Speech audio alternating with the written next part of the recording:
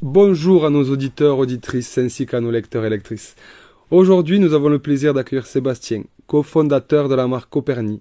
Reconnu pour ses créations avant-gardistes et son approche novatrice de la mode, Sébastien nous parlera de son parcours, de ses inspirations et de la manière dont il marie l'innovation technologique et élégance intemporelle. Originaire de Béziers, il a su se frayer un chemin jusqu'au sommet de l'industrie de la mode tout en restant fidèle à ses racines et à sa vision unique. Cet échange que nous allons également enregistrer promet d'être riche en découvertes et en réflexions sur l'avenir de la mode. Sébastien, merci d'être avec nous aujourd'hui. Avec plaisir. Bonjour. Bonjour, on est vraiment très heureux de vous recevoir. Donc, ma première question, je sais que vous êtes actuellement en train de préparer la Fashion Week, donc j'aimerais savoir, par curiosité, là où vous êtes où, comment ça s'organise, comment s'organisent vos journées. Alors effectivement, on défile dans une semaine à peu près à Paris pendant la Fashion Week. Et donc là, pour vous donner une idée, à une semaine du show, on est dans les préparations, donc on a déjà reçu quasiment toute la collection. Et là, on va commencer à faire les looks, mettre les vêtements ensemble, attribuer. Et d'ici quelques jours, on va commencer les castings où les mannequins vont venir au bureau et on va choisir les looks qui leur vont. Ensuite, on va tout fitter sur eux pour que ça leur aille parfaitement. Et voilà, tout ça, ça va prendre une semaine. Parfait. Je suis disponible hein, si tu cherches un mannequin. Encore. Ok. On fait pas trop d'hommes, mais j'y penserai. C'est vrai, j'ai vu tout ça là sur vos réseaux. Franchement, d'ailleurs, magnifique le Instagram, hein, magnifique. Merci, c'est gentil. Donc, j'imagine que la Fashion Week est un moment clé pour vous, hein, comme pour d'autres marques. Voilà. Qu'est-ce qui t'enthousiasme le plus dans le fait de pouvoir présenter vos collections à un public international? Je trouve que c'est vraiment une célébration un peu parce que même si c'est nos créations et c'est très personnel, c'est quand même un travail d'équipe et c'est comme un spectacle. Tu as la musique, donc l'artiste qui crée la musique, tu as le directeur de casting qui vient et qui apporte sa vision, t'as la société de production qui met en œuvre tout ça et qui va réaliser les lumières, la scénographie, etc. Et c'est vraiment un travail d'équipe et c'est l'aboutissement de 6 mois de travail et d'une vision qu'on a eue qui se concrétise. Donc c'est un très beau moment qu'on adore réaliser tous ensemble, mais aussi partager avec les gens, que ce soit les gens de l'industrie, donc les journalistes, les influenceurs, les célébrités, mais aussi les gens derrière leurs écrans dans le monde entier qui vont suivre le défilé. Donc ouais, c'est vraiment un très beau moment qui se passe 2 fois par an, une fois en mars et une fois en octobre pour l'été et l'hiver. Et voilà, on adore. C'est vraiment beaucoup de plaisir, beaucoup de pression aussi, mais beaucoup d'émotions. Donc ouais, c'est génial. Quelles sont les inspirations principales derrière votre dernière collection? Alors celle qui va défiler, ouais. Celle dans une semaine. Celle qui va défiler.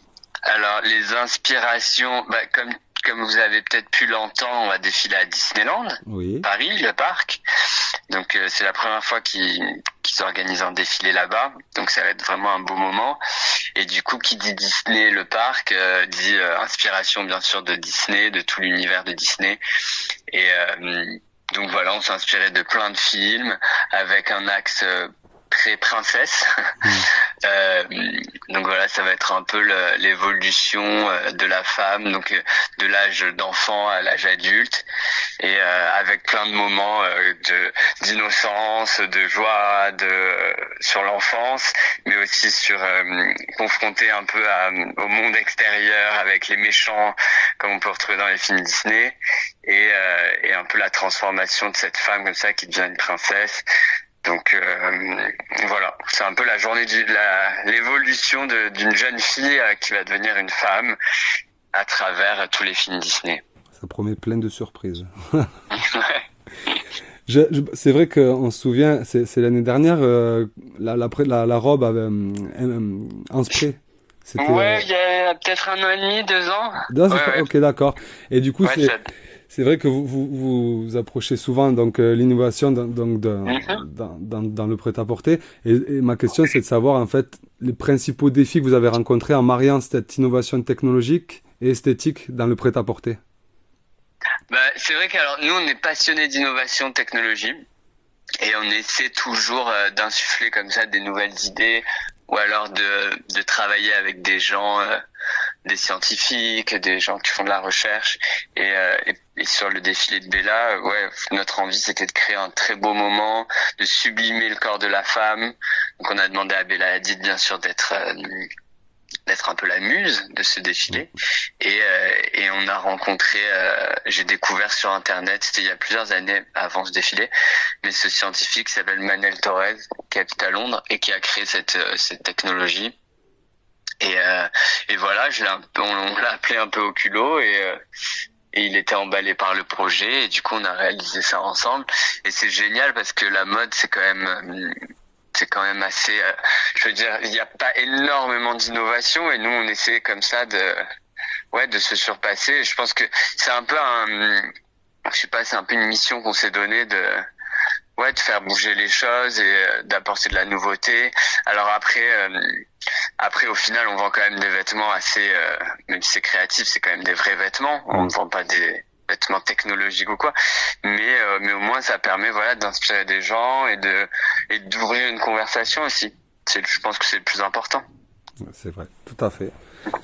Super belle réponse. Merci. Alors, on vous connaît comme par exemple pour Bella Hadid ou d'autres, la robe de Rihanna. Enfin, on vous suit sur les réseaux, donc c'est vrai que vous êtes aussi connu. Copernic est connu pour les collaborations audacieuses. En fait, si tu pouvais me parler d'une collaboration vraiment mémorable et de ce que ça a pu apporter à la marque, donc à vous ou alors à toi personnellement. Je pense que le premier vraiment défilé, le premier événement qui m'a marqué et qui a un peu changé la marque, si je puis dire, c'était pendant le Covid, où en fait pendant le confinement tous les défilés étaient interdits, donc parce qu'on n'avait pas le droit de se rassembler, et du coup on a eu cette idée de faire un défilé où en fait c'était comme une captation, comme un tournage, et donc on a fait un partenariat avec DS Automobile, et qui nous ont mis à disposition environ 70 voitures, une cinquantaine de voitures, et chaque voiture avait un chauffeur qui était testé, etc., et qui allait chercher les invités chez eux. Donc les invités avaient juste à sortir de chez eux, rentrer dans la voiture, et la voiture les emmenait directement dans Bercy, donc la salle à Paris, la salle de concert, de spectacle, et la voiture rentrait dans la salle qui était complètement vide, et toutes les voitures se mettaient en ligne, et en fait les mannequins défilaient autour des voitures, donc en termes de sécurité, par rapport au Covid, ça allait parce qu'il y avait aucun danger. Et du coup, c'était un moment incroyable parce que ça faisait, je crois, un an que les gens, enfin pas un an, ça faisait plusieurs mois que les gens sortaient plus, et du coup c'était un peu une célébration comme ça. Les gens étaient super excités. Je me souviens, il y avait sur les voitures, il y avait des toits ouvrants au-dessus et les gens sortaient des voitures. Et c'était un trop beau moment qu'on n'oubliera jamais. Et du coup, ça avait fait un peu le tour du monde. C'était passé sur CNN, Forbes, tous les médias qui en avaient parlé parce que c'était le seul défilé de la Fashion Week. Et en ayant cette idée, du coup, c'est un peu dans la contrainte souvent qu'on arrive à trouver des idées. Et donc voilà, c'était vraiment un très bon moment. Et du coup, on s'est fait un peu connaître pour nos défilés un peu happening, si je puis dire, à partir de là. Et ensuite, il y a eu le défilé avec Bella Hadid, mais aussi le défilé avec les robots de Boston Dynamics. Et là, on prépare Disney. Donc c'est vraiment des moments de partage et très entertaining, très chaud, quoi. Ouais. Spectacle. Et on adore. Merci. Voilà. Ok, très bien. Donc nous, GDC, on est plus à la base, on est des chausseurs depuis fort longtemps, depuis 1975. Alors je vais un peu poser une question qui se rapporte à ça. Si vous deviez associer la marque Copernic à une paire de chaussures, laquelle choisirez-vous et pourquoi? Alors si tu peux dire, parce que je dis vous des fois et je dis tu parce que donc c'est vrai que vous, c'est la marque bien sûr. Et peut-être des fois, si tu préfères répondre toi à ton nom, il n'y a pas de... Ouais, comme tu bien veux. sûr, bien sûr. Oh là là, une paire de chaussures, c'est dur. Une seule, ouais, parce que là, faut pas... Ah là là, je sais pas, c'est compliqué. Non, mais qu'est-ce que je pourrais dire? Euh, non, c'est trop difficile. C'est quoi que tu portes en ce moment, là? Alors en ce moment, je porte des Adidas, des Samba. Ok. Parce que, non mais un truc qui est quand même assez important, répondre des Samba Adidas ou des Converse, parce qu'il y a un truc qui est important pour moi, c'est le confort et le côté portabilité. Même si parfois on fait des vêtements qui paraissent un peu importables, images, etc. La base quand même de notre métier, c'est de faire des vrais vêtements qui se vendent, des chaussures qui se vendent et qui soient portables dans la vie de tous les jours et confortables. Et du coup, c'est un peu ça notre challenge aussi, c'est de trouver tout le temps le juste milieu entre créativité mais portabilité. Et du coup, ouais, je te répondrai des chaussures très portables et confortables. Ok, c'est un gros défi. Ouais. Alors, si tu devais donner des conseils à des jeunes créateurs qui rêveraient eux-mêmes de lancer leur propre marque, en restant fidèles à leur vision artistique, qu'est-ce que ce serait? Un seul conseil, le plus important pour toi. Bah, je pense de vraiment s'accrocher, de croire en ses rêves, d'avoir de l'ambition et d'être patient parce que ça met du temps à arriver et on trouve pas c'est impossible de trouver une identité et une identité de marque comme ça du jour au lendemain. Il faut passer par plein d'étapes, il faut essayer des choses, il faut se tromper pour réessayer à nouveau donc ouais, mon conseil c'est vraiment de s'accrocher et de pas avoir peur d'essayer. Ok, très bien. Ensuite, je voulais savoir, attends. Quels sont vos prochains défis créatifs et quels projets futurs pouvons-nous attendre de Copernic? Sans pour autant dévoiler ce qui va se passer forcément. Hein. Bah, je crois quand même que le prochain, le plus près, c'est quand même celui dans une semaine à Disney. Et c'est un immense challenge parce que Disney, c'est une immense société, c'est une immense entreprise avec plein de règles et des valeurs incroyables qui véhicule à travers le monde. Enfin, il y a des fans dans le monde entier de Disney et le challenge c'est de faire honneur à cet univers mais tout en apportant la touche Copernic et voilà. Et aussi l'un des plus gros challenges, ça va être aussi le défilé en lui-même parce qu'on n'a jamais fait un aussi gros défilé avec autant de monde.